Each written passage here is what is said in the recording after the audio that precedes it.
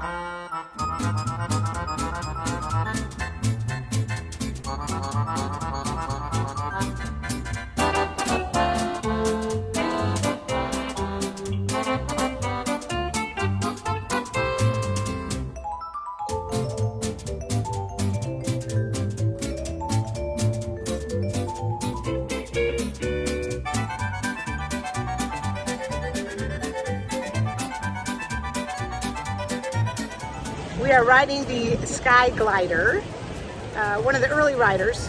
We thought we would at least let this give us a chance to see all the parts of the state fair. Apparently it's about a half a mile long. I had no idea. But you go all the way down kind of a main street. We're going to go to grandstands. We already started our eating for the day, and we just got to eat our way through this. It's going to be a challenge, but we can do it. I just know we can.